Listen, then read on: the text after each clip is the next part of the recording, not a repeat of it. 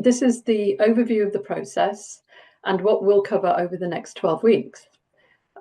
This is clearly session 1, the introduction, where we'll look briefly at the key areas you should focus on for your own peace of mind, to grow a successful business and to ensure that you maximize your options as quickly as possible. And so what I'm covering over the next number of slides will actually take you through each of these areas. So, Frankenstein's monster. Do you serve your business, or does your business serve you? Many business owners, unfortunately, unknowingly create this Frankenstein monster. Their business becomes an all-consuming machine, leaving them trapped rather than liberated working in their business. So consider this for a moment. Does your accountant take the time to understand your personal plan, your priorities, and your timeline for exit? The reason I ask that question is because many accountants focus on short-term tax minimization rather than long-term wealth creation and retention. And this approach can leave you unprepared for a successful exit. So are they asking the right questions about your future? Are they helping you to build a strategy that aligns your business with your personal goals? Because your business should be a tool to create financial security now and establish long-term wealth for your future goals. So ask yourself, if I couldn't work starting tomorrow, would the business run smoothly without me? And also, am I building a business that can function without my daily involvement? You know, these are really important questions to ask yourself. Because if you are the business, it is unlikely that you will be able to sell it. So you need to start with you, your goals, your objectives, and your timeline. A successful exit isn't an event, it's a process. So begin preparing now to ensure that your business serves you, not the other way around. Create a business that is the vehicle that gives you the life you want. You take the wheel, map your route, and make a successful exit your destination. So moving on to our next session, we cover why you need a plan. In fact, you need 3 plans, and they're all equally important, just like the 3 legs on a 3-legged stool. Because if they're not all equally robust, then it's quite likely to wobble and fall over.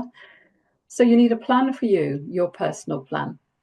What do you want your personal life to look like now and in the future? You need a plan for your business plan. Are you relying on your business to provide and contribute to your wealth? Both of these plans feed into your financial plan, your wealth plan.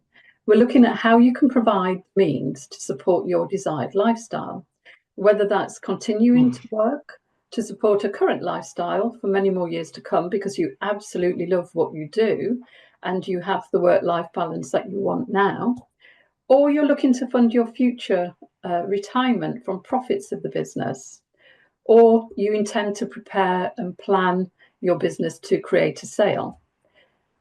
And the question is your accountant your friend or foe when it comes to achieving the above? So again, does your accountant focus on short-term tax minimization rather than long-term wealth retention? So just remember, this approach can leave you unprepared for a successful exit. So let's have a look at how this might work in practice.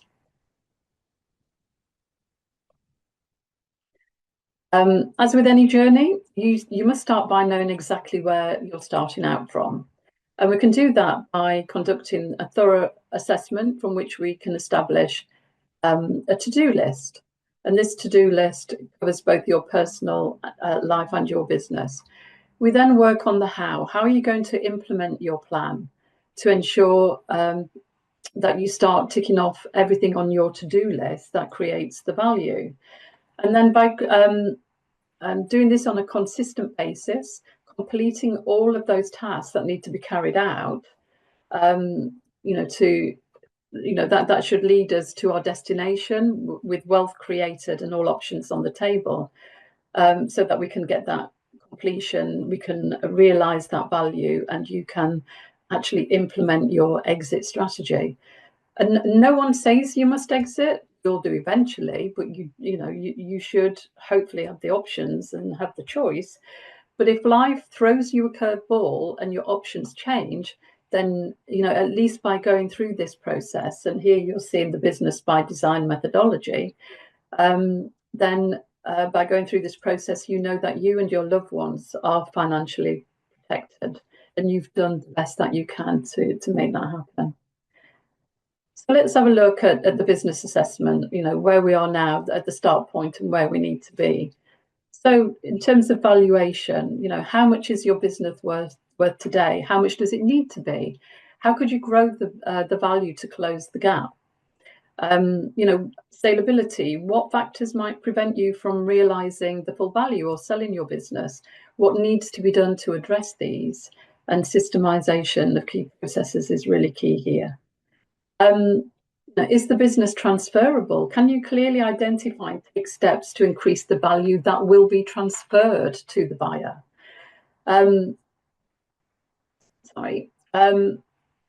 in terms of due diligence, what issues would a business due diligence report highlight? And how will you ensure there's nothing that would put a potential buyer off? So remove all skeletons as much as possible from the closet. And benchmarking, how does your business look compared to other similar businesses in the same sector? What do you need to do to stand out in a good way? And what does ideal buyer look like? And what could you do to improve the strategic fit to make your business super attractive? And your business should serve you, not the other way around. So here what we're doing is we're looking at the personal value assessment. So we're looking at what that wealth gap could be. How much capital do you need and how much do you have? How are you going to close the gap? What do you need to do in order to create the funds to give you the lifestyle that you really want? And how ready are you to exit? What does personal life look like after you've exited? So many are 100% wrapped up in the work life.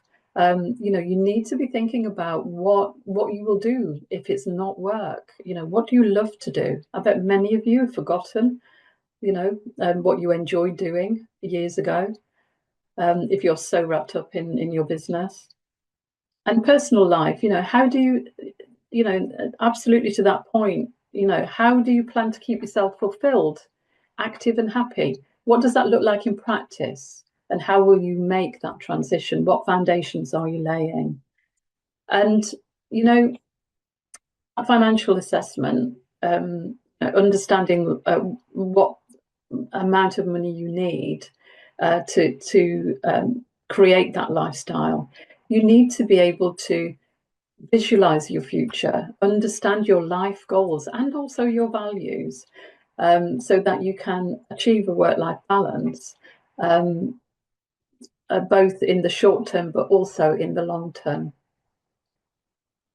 So the business by design methodology that you see here, you start with personal and business value assessments, you create and prioritize your master plan, and then having decided how you'll maintain focus and avoid that temptation to fight fires, as you work on a series of 90-day plans, and work through a prioritized list. And the idea is that at the end of that, you will have a business that runs really well without you, and you're ready to complete the process and exit how you want and at a time of your choosing. Our third session, we look at wealth planning. You will have established your number, and this is key because without it, you've got no idea when enough is enough, and you'll be if you don't know it, you'll be taking a massive risk, because you'll either end up working longer than you need to, or want to, or even worse, retiring too soon and running out of money. So let's look at some of the questions we need to ask ourselves. Okay. especially with where are you now and what is your business worth now. So, as with your business, you need to establish your spending plans, and this is why we're looking at overall wealth gap. Establish your spending plans, understand what the requirements are for the future and how things will change over time. You can then compare that to your expected income and identify if there's a gap. So if you do identify a problem, as we can see here with Plan A, we've run out of money far too soon. And we can work on plans now to fix the problem by either moderating spending or ideally working to increase capital. So in this example, whilst in our 50s, instead of taking it easy, we might double down and actually create a plan for growth, maybe potentially acquiring a competitor to increase the value of the business and saleability of the business. And then in later life, we might plan to downsize and release equity, so we've always got a surplus. In our fourth session, we'll be looking at personal exit preparation. And you've probably all heard of the successful entrepreneur. Maybe you know some of them. They've achieved a spectacularly successful exit, and then they discover they've got so much time to kill, money to burn. They turn to the bottle or end up playing endless golf and little else. And they lack a sense of purpose or fulfillment and satisfaction. And then ultimately their exit is not the happy, fun-filled existence that they'd envisioned. And for some that can be really sad, because depression could kick in, relationships could collapse, and the outcome can ultimately be disastrous.